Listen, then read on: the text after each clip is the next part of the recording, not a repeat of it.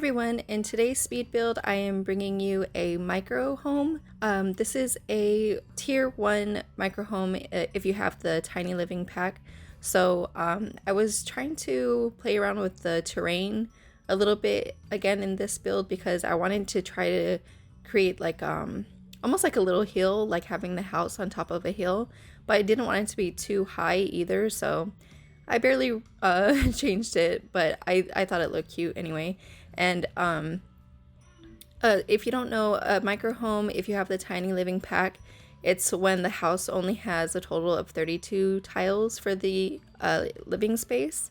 And I decided to make it a pastel like color scheme as kind of like a nod to spring and also the fact that Easter just passed.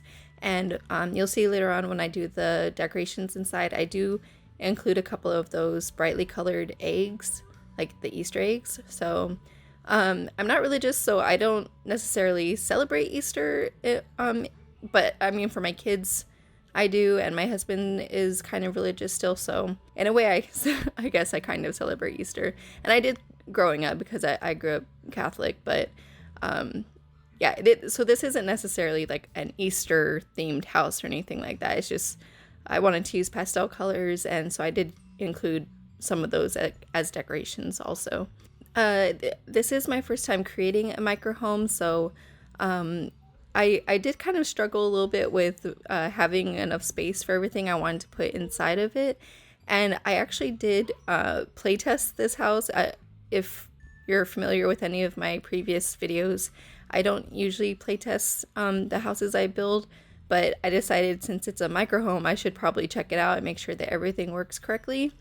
And for the most part, everything worked well. It's just in the bathroom, you'll see the way I did like the toilet and the shower and the sink. Like I thought it would work just fine, but when I was playtesting it, my sim got into the shower with no problem, but then for some reason she couldn't get out, and I was like so irritated because I don't know why she was able to get in but she couldn't get out. So so if you do download this house, what I did was I sized down the divider and I had to move it closer to the toilet, and then I had to move the sink closer to the wall, so a little bit to the right, and then she was able to get out of the shower. But yeah, I don't really know why that happened, like why she's able to get in but not out if you just leave it as it is.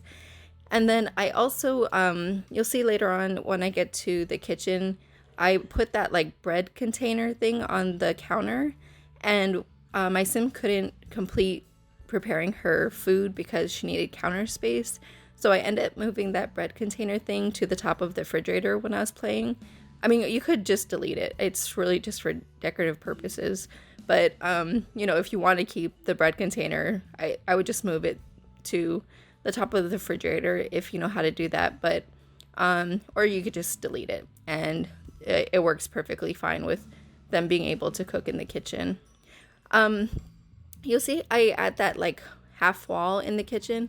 I kind of just did that for like to divide the space a little bit so that it wasn't just one big, you know, like the kitchen and dining room.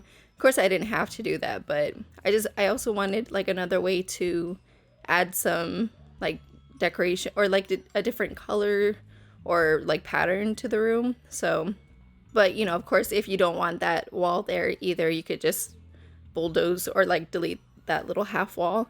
It might make more sense to delete it so that you can access like all three of the chairs that I end up putting in the dining room, because honestly the way I end up having it, I don't even know if they can get to the chair on the inside or not. But I mean, I did it really just for decorative purposes again. So, and then I also forgot the last thing is I forgot to put a hamper. So if you have the laundry day pack, then you just have to add a hamper in order to be able to wash the laundry. So I completely forgot about that. And so when I was playtesting, I just added a hamper. I put it like outside of the bathroom door, like at the corner. So, and the Murphy bed works just fine. And the only thing is, you'll see when I put like those decorative Easter egg things, I actually place them on that little nook or that little shelf thing above the couch on the Murphy bed. So when they actually put the bed down, those items just kind of float there in the air, since, you know, they don't actually clip to the shelf or anything like that. So but if that doesn't bother you, then yeah, otherwise you could just delete them if it does bother you. That's really, I mean, as you can see, I used a lot of baby blue, baby pink, light yellow, some of that like mint green and teal, and I really like the way this house ended up looking in the end. And I put a lot of flowers and everything for the exterior, as you can probably see in the thumbnail. But again, since this was my first time doing a micro home, I didn't really want to spend a whole lot of time on it, because I was kind of just trying to fill out, you know, like how I can place everything. And I definitely wanted to give like an office area, and actually this little office area space ends up being my favorite part of the house because I just love the way all the colors like came together in that little corner. And I also, at one point, I was trying to figure out like a shelf area to put above the TV and stuff, but I couldn't decide on what I wanted to put above the TV, so I ended up just scrapping that, and I put a painting there on the side of the TV instead. And I also almost completely forgot to change the light fixtures for all the different rooms before I finished this house. So I think at the very end of this video, you'll see that I go and I change light fixtures. And yeah, you know, and honestly, I thought about not doing a voiceover for this video because it might sound weird, but I actually get really nervous when I'm doing my voiceovers, and that's actually why my voice cracks a lot, and I have a hard time thinking of what I'm gonna say, and I say and but and whatever a lot. So yeah, because I have really bad stage fright, and I know that probably seems ridiculous since I'm literally just recording on my phone inside my room and then uploading it, and like no one actually sees me.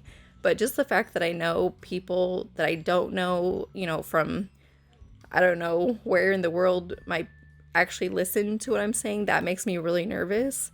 And so a lot of times I just get so nervous, and my voice cracks, my voice gets shaky, or I get kind of out of breath, like my heart is racing and stuff because I get nervous. And I actually, when I was in college, because I did online courses for college, and at one point I had to present my portfolio to my I don't know, I don't even know what to call them right now, like just like the people in the department that I was studying or whatever, for the like department chair, I guess you would call them, I don't know. I had to present my portfolio, you know, like on video, like on a video conference call type of thing. And I was so nervous that I almost completely lost my voice. Like while I was trying to explain all my different like art pieces and stuff, like my voice was cracking, and it was like super coarse and scratchy, and it got to a point where I was struggling so hard just to say even like the slightest thing, because my voice, I was completely losing my voice because I was so extremely nervous. So yeah, so that's why my voiceovers are kind of, you know, iffy every now and then, and I get like my voice cracks, and I try to edit it out and everything. But yeah, I just thought I would share that if you're ever curious about why I sound as horrible as I do when I'm doing these voiceovers. And then I also have to super rush to do them because my dogs bark and my kids make noise and all that. So, but anyways, if you like the way this house ends up looking and you want to see me try to do more micro homes, just be sure to leave me a comment down below, and I will try to come up with something a little bit more interesting or unique to try to build. And yeah, and I don't know if you noticed, but in the beginning I was trying to put a chimney on the roof, and at first I was like, no, never mind, I don't need a chimney, but I actually put a chimney at the very end of the video, so there is a chimney on the house if you download it. And yeah, all the information of the build is down below in the description box. And yeah, I guess that's all I have to say about this house, and the screenshots are coming up pretty soon, so I will let you guys go, and I will see you in the next one. Bye!